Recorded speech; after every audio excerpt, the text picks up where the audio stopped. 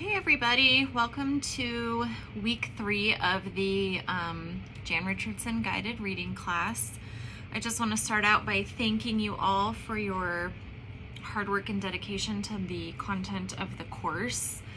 I really appreciated reading all of your discussion question posts and appreciate your thoughtfulness and your responses to the other folks who are doing the learning with you. So thank you. You guys give me newfound energy when I read your posts, so I really appreciate them.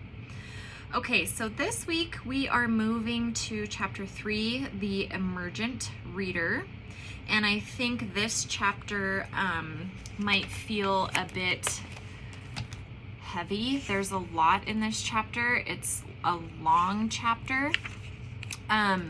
But I would encourage you to kind of slow down and take the time to read it and go through the components, because it really is from here that the early and the transitional and the fluent plans kind of grow from. I know I said that they grow from pre-A too, which they all do, of course.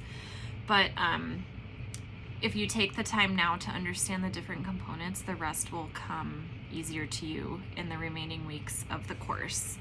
So starting on page 53, it lists the profile of an emergent reader, and so I think you're going to be able to see here pretty clearly the progression of reading learning that Jan lays out and how skills build as readers become more and more proficient.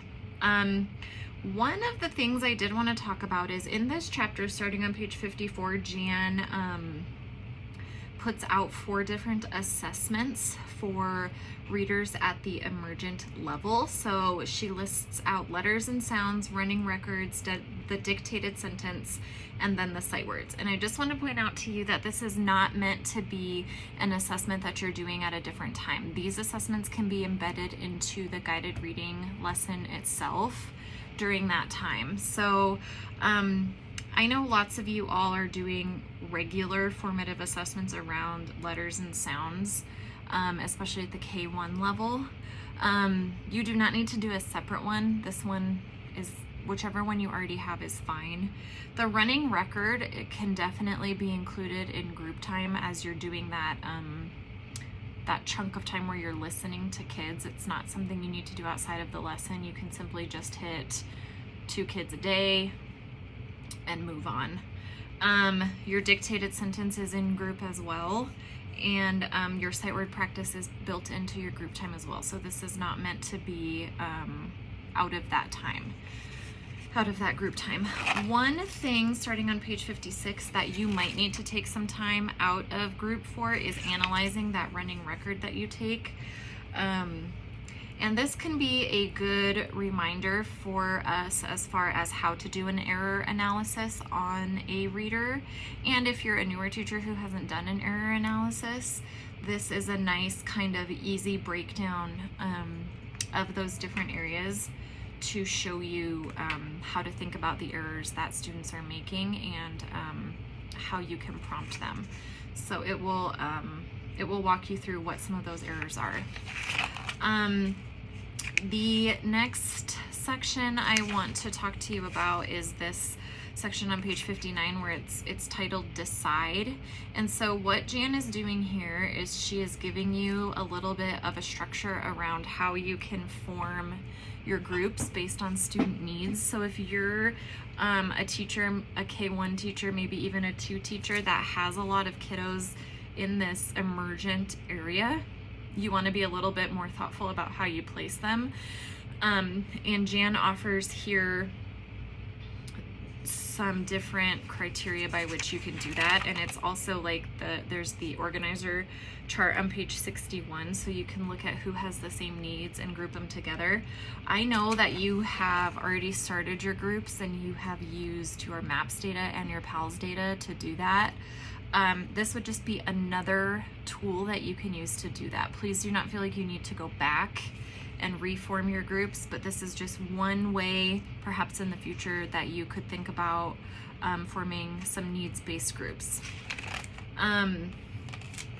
Okay, so one other area that I want to clear up that comes up first in this chapter all of the Jan Richardson lessons have a strategy focus and a comprehension focus. So from here on out, you'll see either a strategy focus and a comprehension focus until I believe you get to the fluent one, and then there is no strategy focus because the thought is there they have all their reading strategies.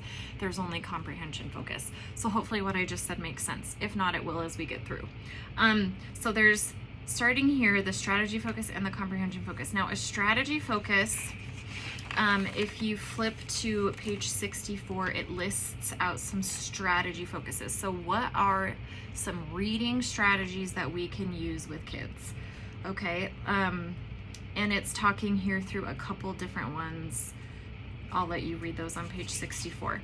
Now, when you're coming to the comprehension focus, I want you to think about page 66. So these are how can we focus on building those comprehension strategies for kids, and it offers some for fiction and then some more for nonfiction.